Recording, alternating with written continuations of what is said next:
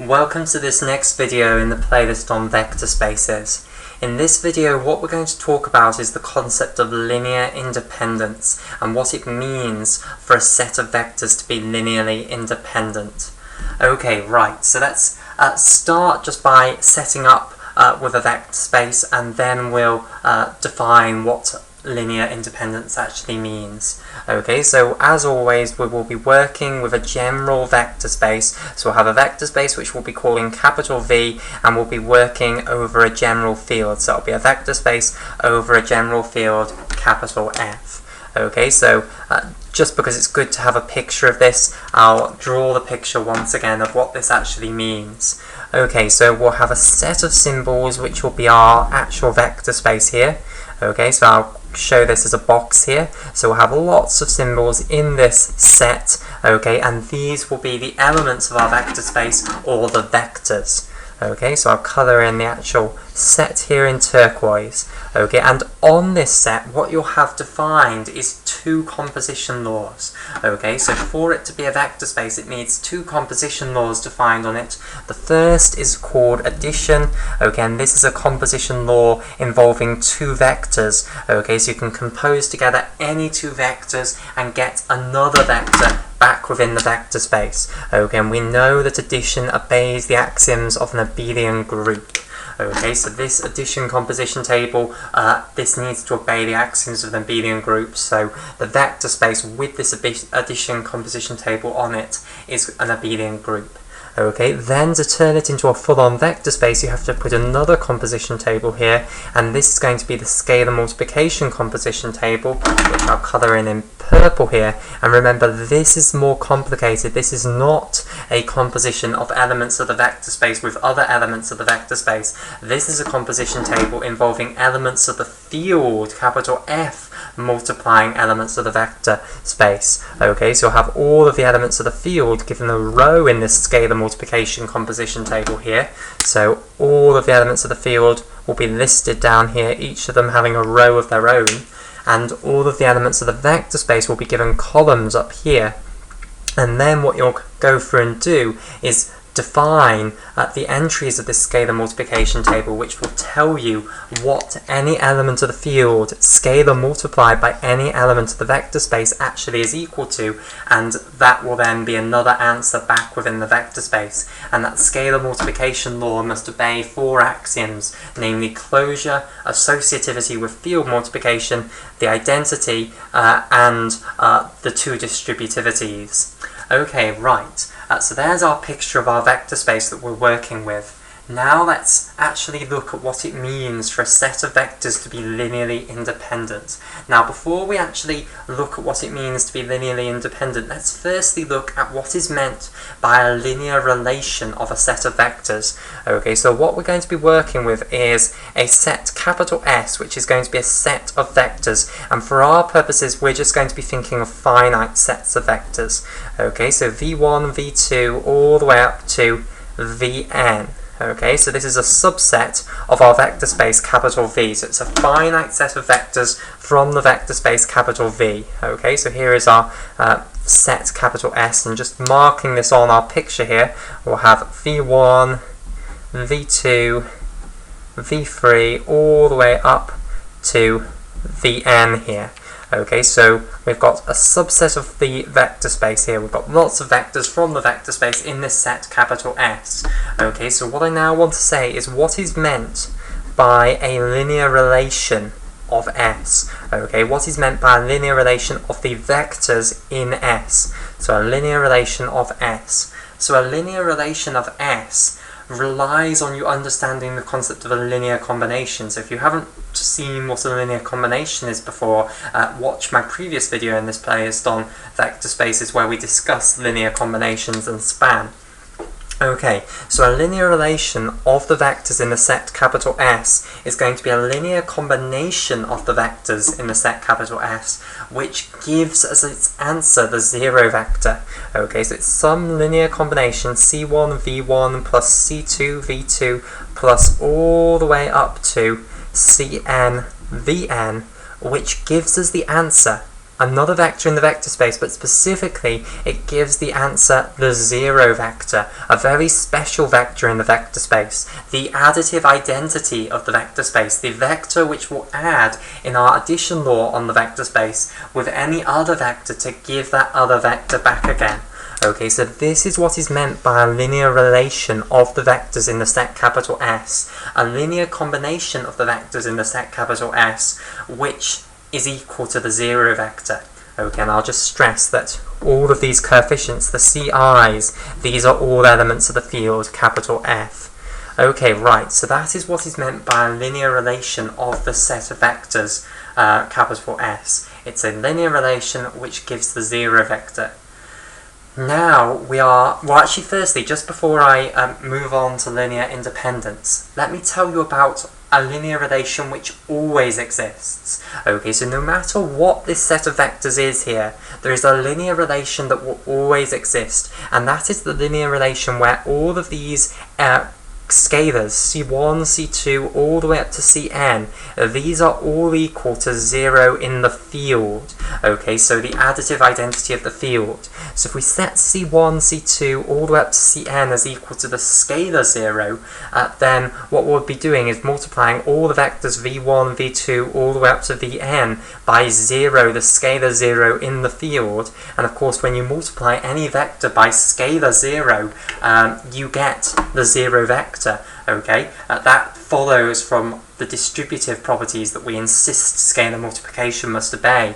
Okay, so the 0 in the field, the additive identity of the field, must multiply by any vector in the vector space to give the 0 vector. So all of these things are going to be the 0 vector, so we'll be adding together n lots of the 0 vector, so of course we'll end up with the 0 vector. So this is a linear relation that always exists no matter what vectors are in this set capital S. Okay, and this linear relation is known as the trivial linear relation. Okay, right, and this is going to show up in our definition of linear independence, which is why I stress this point now.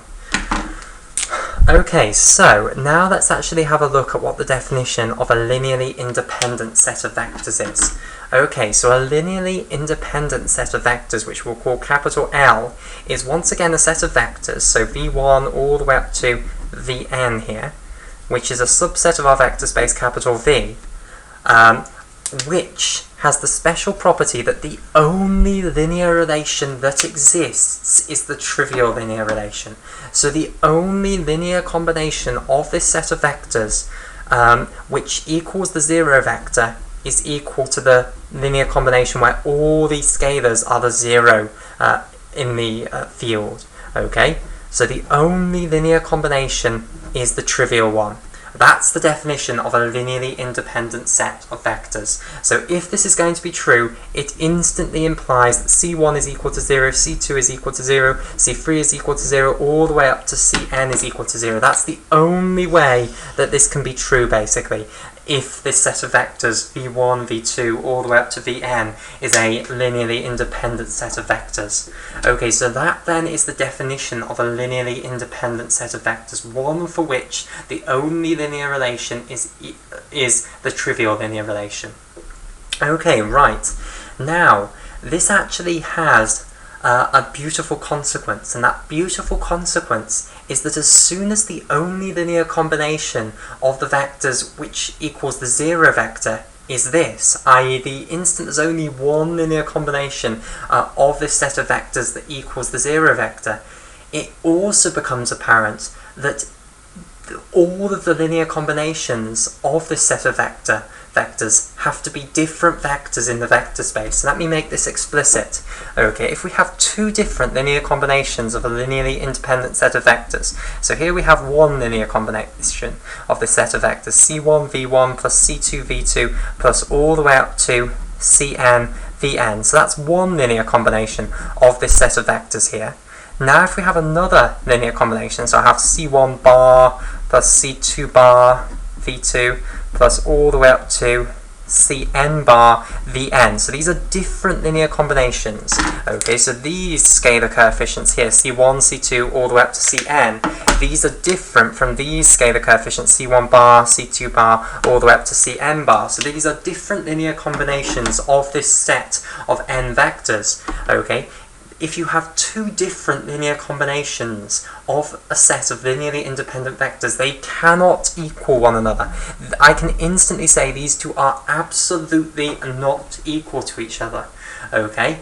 So that's only true if they are linearly independent, that we can instantly say that, okay? So if you have a set of linearly independent vectors, then all of the different linear combinations that you can build of that set of vectors are distinct. No two of those linear combinations of that set of linearly independent vectors are the same as soon as this property is true. Okay, that the only linear combination which is equal to the zero vector is this trivial linear relation, i.e. there's only one linear combination of this linearly independent set of vectors which gives the zero vector. So why is this true from that? Okay, well let's do it by proof by contradiction. So let's suppose that we have one vector in this, one linear combination of this set of vectors, which is equal to another linear combination of this set of vectors. So let's say these two things are actually equal to one another. What can we then do?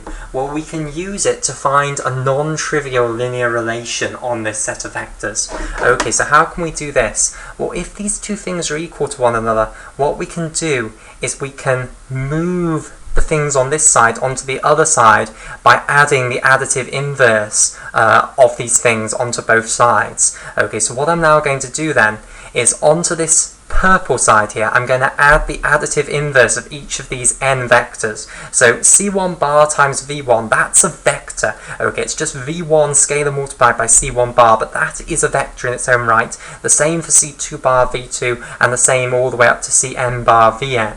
Okay, these are all just vectors. So, in the vector space, they will have additive inverses. So what I'm now just going to do then is add on their additive inverses. So I'll have the additive inverse of C1 bar V1. Okay, then I'll add on the additive inverse of C2 bar V2.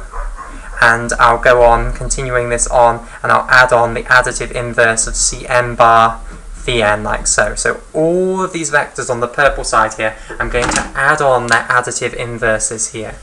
Okay, and of course I have to do that onto the other side as well. Now when I do it on the purple side, of course this one is going to cancel with this one to give the zero vector, this one's going to cancel with this one to give the zero vector, and so on. So I'll just end up with the zero vector on this side. Okay, so this is all very intuitive stuff. So what I'm now going to end up with is that if we'll have the orange side here, C1 V1 plus C2 V2 plus all the way up to Cn Vn, and then I'll have all of these negative things added on as well. So I'll have plus the negative of C1 bar V1 plus, again, the negative of C2 bar V2, and then it will continue on plus all the way along till I've got the negative of Cn bar Vn, like so.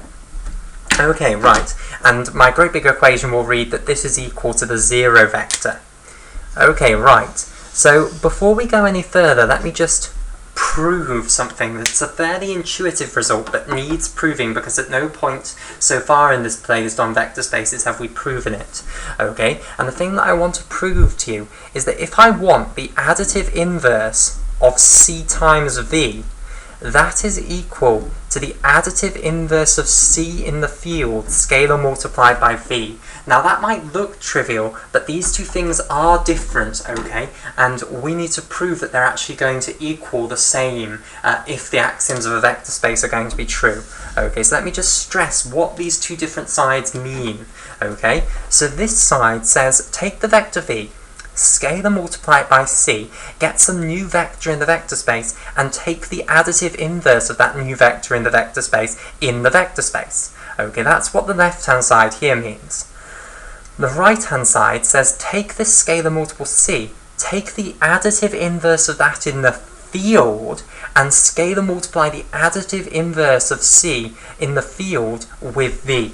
Okay, so those two things do command you to do different things. What we want to prove is that if the axioms of a vector space are true, these two things are absolutely equal to one another. And let me stress that if you just made up scalar multiplication arbitrarily, and you hadn't made it so that it obeyed beautiful properties, then this wouldn't be true at all. Okay, this is only true because scalar multiplication and addition have been defined so that they very carefully interact with the field. Okay, so, and they beautifully interact with the field. Right, so let's prove that this is going to be true then. Okay, so how are we going to prove that this thing here is the additive inverse of this? Well, to prove that this is the additive inverse of c times v, all we need to do is prove that if I take the vector c times v and add it to this other vector, which is the additive inverse of c, scalar multiplied by v, that I get the 0 vector. If I prove that, then I will have proven that this thing is equal to the additive inverse of this thing, just by definition. Okay, if I take this vector and add it to some other vector in the vector space and get the 0 vector, then this is the additive inverse of this. Okay, and that's exactly what I want to prove. I want to prove that this is the additive inverse of CV. That's all negative of CV actually means. It means the additive inverse of CV in the vector space. Okay, so how am I going to prove that CV plus negative c times v is equal to the 0 vector? Well, the way I'm going to do this is by using one of the distributive laws that scalar multiplication has defined on it. Okay, so one of the distributive laws that you insist that scalar multiplication must obey is that if you have two scalars, c1 and c2, from the field, and you add them together in the field and then multiply it by a vector in the vector space, that it's the same as if you firstly multiply the vector by c1, okay, and this is scalar multiplication, and then you add it in the vector space to v, the vector scalar multiplied by c2. Okay, now understand that's an incredible law to be true, because this is addition in the field, and this is addition in the vector space. Okay, so this is very, very beautiful. This really tells us that scalar multiplication distributes over addition in the field. Okay, so what I'm going to do is use this in reverse basically here. I'm going to rewrite CV plus negative c times v as c plus negative c, where this is now addition in the field, scalar multiplied by v. Okay, so this is exactly this, but in reverse, because this is addition in the vector space, and I've now turned it into addition in the field here, using this law in reverse. I've gone this way. Okay, so I can do that perfectly well. And then, of course, by definition, c plus negative c in the field, this by definition is the additive inverse of this in the field, so I'll end up with 0 in the field. So this will be the additive identity in the field, but we know that when we multiply the additive identity of the field by any vector in the vector space under scalar multiplication, we get the 0 vector in the vector space. So this is 0 in the vector space, and I'll keep my colour code of orange denoting things in the field and turquoise denoting things to do with the vector space. Okay, so that's how we prove that if you add CV to negative c times v, that it's equal to the 0 vector. Okay, so what we can now do then is change these things, because these are exactly these things here. Okay, we have the additive inverse of a scalar multiplied by a vector. Now what we can say is that that's just the additive inverse of the scalar multiplied by that vector. Okay, and indeed that will be quite useful to do. So we'll replace all of these with negative c bar 1, and I'll put brackets like that, times v1, plus negative c bar 2 times v2, plus all the way up to negative cn bar times vn, and I just want to make sure this is visible. Yes, it is. Okay, so that's what we're going to change this into. Now, what we're going to do now is we're going to rearrange this great big sum. Okay, here what we're going to do is use the fact that addition in a vector space obeys two beautiful properties. It obeys associativity and commutativity, and together those work miracles. Okay, associativity tells us that we don't need to worry about where you put the brackets in here. Okay, this has one and only one answer. It doesn't matter where you put the brackets. Commutativity is even better. It tells us that it doesn't matter what order you have these in. Okay, so you can interchange the orders. So what this really means is that I can order this however I like, put the brackets in however I like. It's going to give me the same answer. So what I can do is rearrange this very freely. Okay, so associativity and commutativity together work miracles. They are beautiful, and they take an abstract algebraic structure and make it something that we're used to from doing mathematics as a child. Okay, so what we can now do then is just bring this one up so it's next to this one, because I want to use another distributive property. In fact, I want to use this distributive property again, okay, to factor out my v1. Okay, so what I'm going to do then is I'm going to bring this one up next to c1 v1 up here. So I've got c1 v1, and now I'm going to have plus negative c1 bar times v1. Okay, so I've brought this one up next to this one. Then I'll have plus c2 v2, and I want the other v2 term close by, so I'll have plus negative c2 bar v2, and then you can continue this on all the way up to, you'll have the vn terms brought next to each other. So you'll have cn vn plus, whoops, missed off the negative cn bar times vn, okay, like so, and that's going to equal the 0 vector. Okay, now I think at this point it's probably just worthwhile actually reminding ourselves of what we were actually trying to prove here. What were we trying to prove? Well, remember, we were trying to prove that if this set of vectors v1, v2, all the way up to vn was a linearly independent set of vectors, meaning that the only linear combination which gives the 0 vector is the trivial linear combination where all of the scalars are 0, then all of the linear combinations of that set of vectors are distinct. No two linear combinations give the same vector in the vector space. Okay, and the way we were going about proving this was a proof by contradiction, so we assumed we had two linear combinations of this set of vectors L here, which were actually equal to each other, okay, and now what we're trying to prove is that that would contradict there being only one linear combination which gave the 0 vector. So we're very close, in fact. Okay, so we've got this equation here. What we can now do then is we can factorize out the vectors, basically. I can factor out v1 from here, I can factor out v2 from here, I can factor out vn from here, using the reverse of this law again. Okay, so I'll turn this thing here into c1 plus negative c1 bar times v1 plus c2 plus negative c2 bar times v2, and it will go on plus all the way up to cn plus negative cn bar times vn. Okay, and that's still equal to the 0 vector here. Okay, now we're done, basically. Okay, because now I have found you a non-trivial linear combination of these vectors v1, v2, all the way up to vn, which is actually equal to the 0 vector.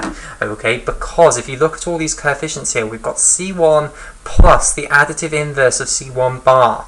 Now, the additive inverse of c1 bar is not the additive inverse of c1, okay, because c1 bar was different from c1. That was one of our initial assumptions, because we assumed that these two linear combinations that we had were different vectors in the vector space. Okay, so they were two different linear combinations after all. Okay. Oh, sorry, no, we did assume that they were two different linear combinations. Start again. We assumed that these two linear combinations were different linear combinations, so all the coefficients were different. Okay, start again for a third time. Okay, it's not necessarily true that all the coefficients are different. What we know is that overall these linear combinations are overall different. So at least one of the for at least one of the vectors from v1 all the way up to vn, the coefficients are different. Okay, so for at least one of these, ci is not equal to ci bar, basically. Okay, and therefore at least one of these coefficients that I've got here is not going to equal the additive identity of my field.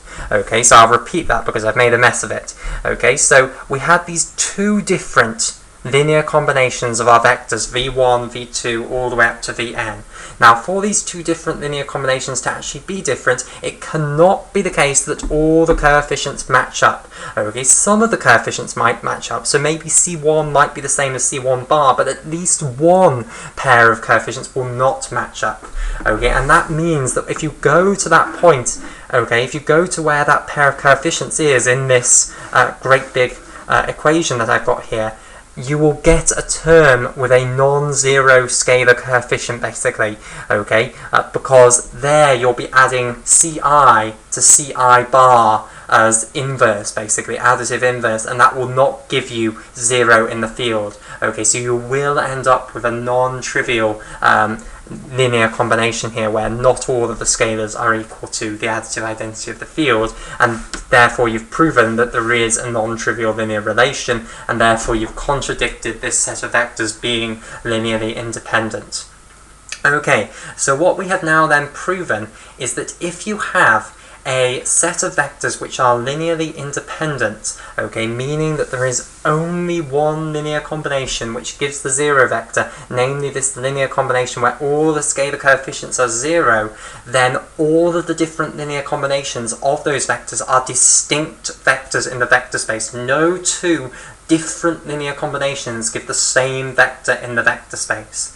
Okay, right. So I think we'll have a break there. I think I need it. Okay, and then in the next video what we'll do is explore this in a bit more detail. We'll see how if a set of vectors is not linearly independent, then we call it linearly dependent, and that means that one of the vectors can be written as a linear combination of the others. Okay, then what we'll do is we'll do some examples of linearly independent sets of vectors.